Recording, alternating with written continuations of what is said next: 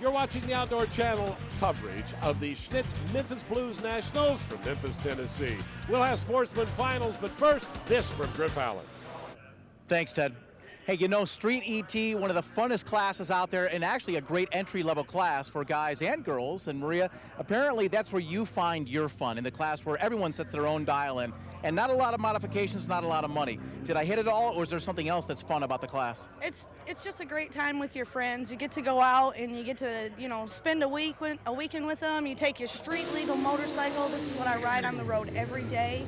I get to come out here and see how fast it will actually go and just have a good time. How fast do you run? This is my fastest pass is a 1097. I made it this weekend, so I've been dialing 11s and letting out the gas so I don't break out, but man, I'm hoping to go faster than that soon. Street ET Finals, Sportsman Finals on the line. Darren Burnett out of Knoxville, Tennessee in a Kawasaki against Freddie Hankins from Greenville, Mississippi on his Suzuki. This is the first time we've seen Freddie, but Darren's actually going after his second win of the year in this class. Good to the 8th mile. Neither competitor ran their dial. Burnett wins at 9:46 on a 30 dial-in. Now the Pro ET Final featuring Holly Wallace from Naples, Florida on her Kawasaki against Glenn Brown from Lorain, Ohio on his Yamaha. Both racers are having a great season, but Holly actually has a chance at being the first national champion female rider.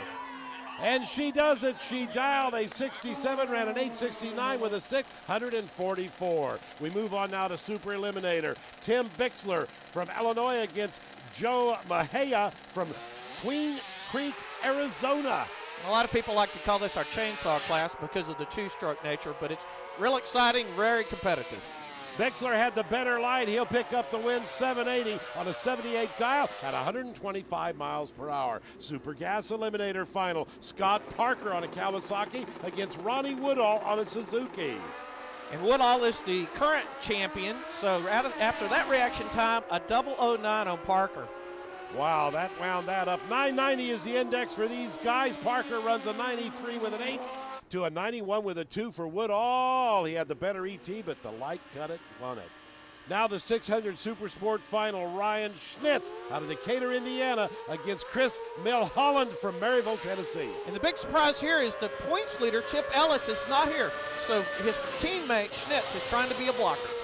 Schnitz wins at 976, 136, beats a 987. Super Comp Final. Mark Colson from Zanesville, Ohio on a Kawasaki against David Thompson out of Cementville, Indiana. And Mark Colson is trying to keep his championship drive alive here by repeating the championship, but he has to win here in order to stay alive. This is the 890 category Super Comp. Colson wins it, a 95 with a 7, 131 miles per hour. Hot Rod Cruiser category. Rick McWaters from Osiris, Ohio against Mark Underwood out of Coshocton, Ohio. And it's no doubt who's going to win the championship, but look at that monstrous wheelie. How could he ever recover from that? But we'll see who comes out on top. Only a 25-point difference between these two, and Rick McWaters will take the points lead. His 930 beats out Underwood's 953. And now the Top Gas Final featuring Mike Konopacki out of Canada against Bill Fordyce from Columbus, Ohio. The Canadian Mike Konopacki will have to win this race if he hopes to win a 9th championship for AMA Prostar. The dial-ins are 820, Konopacki 821 with a 9, 156 to pick up the victory. And our final sportsman category, the 1000 Super Sport class, Ryan Schnitz from Decatur, Indiana against Norman Jackson. And because Chip Ellis did not show up for this class, all Ryan Schnitz has to do is win this race to tie up the championship. He does it with an 899, 154, beating Jackson's 920 at 151. It's time now for the Schnitz Tech Tip. For the latest hop-ups for your hot rod motorcycle, here's Griff Allen.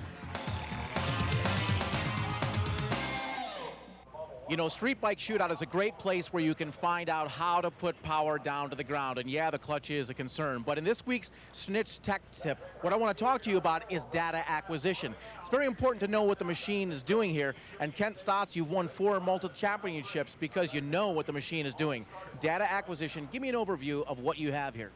Well, this is state-of-the-art race pack data loggers. I've had many different systems over the years, some primitive ones 10 years ago. but even 10 years ago, it taught me some of the things that I needed to know to advance quicker than my opponents. And once I learned that lesson, a $1,000 data recorder can save you a $3,000 engine. You're looking at a lot of parameters here. Real quickly, an overview of what you're looking at. This is well, we've got 5 boxes here. We've got the electronics box here controls the ECU, which is the fuel and the ignition. And the nice thing about the race pack that data records it all is now it's integrated. So not only the race pack is normally known for controlling wheel spin, clutch slip, RPM, and giving you new data information. Now we incorporate it so we know exactly what the ECU is telling the engine to do. So between all the information we have, you could sit there for hours and then just enjoy it and learn. This coverage being brought to you by Webcam Camshafts, the fastest motorcycle cams on the planet. And by United Specialties, home of the Trend Center. And by Hallmark, built strong for the way you work and play.